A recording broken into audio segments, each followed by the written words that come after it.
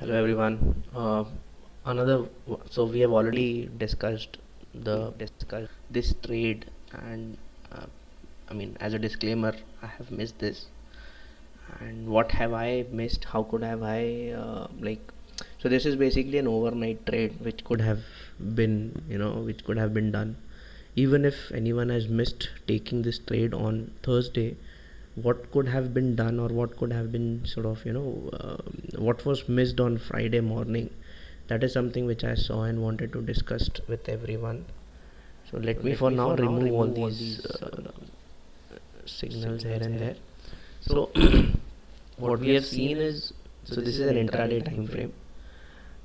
In smaller time frame, if you see, this was a small demand zone which got created towards the end of the midday kind of a day, right?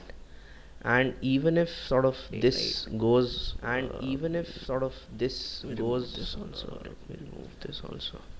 So this demand zone which got created, so this demand zone towards the end of the day, you see this demand zone was towards the end of the day, you see this violated because there was a wick outside this demand zone. Because there was a thing like, could this be a liquidity zone? Could this be a liquidity sweep? Could this be something like that?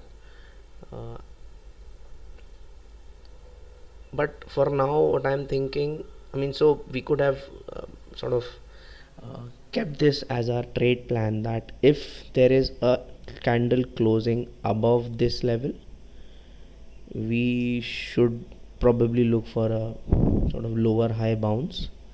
But if the first candle itself is not trying to sort of close above this, rather there's a strong red candle, that could have given another, like, that could have at least given us, if not the full trade, but a majority of the trade we could have still gotten. I mean, this is something which I am analyzing and realizing once I have missed this trade. So I'm just sort of documenting it for my further this, look at this, this was a beautiful entry simply based on demand and supply, right? So there are so many intraday demand zones. So once this demand zone is violated, it starts acting as a supply zone. So we could have just taken, and the first candle itself closing below the opening below the median and closing below the demand zone is a very strong bearish signal. One signal could have really used. I mean, I wish I knew this earlier. Not missed this whole trade. But again, yeah, there's always learning about. There's always learning which is a consistent, which stays consistent, right? So yeah.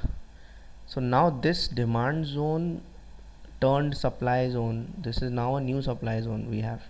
So if at all we get a reversal on this supply zone, given there is a strong fair value gap as well, we should definitely be looking at capturing this, right? So let me already put an alert here. If this supply zone, add alert, message will be supply zone median, copy,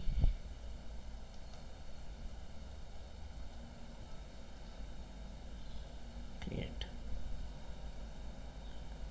Okay, that being said, I think this is what I wanted to share. Thank you very much.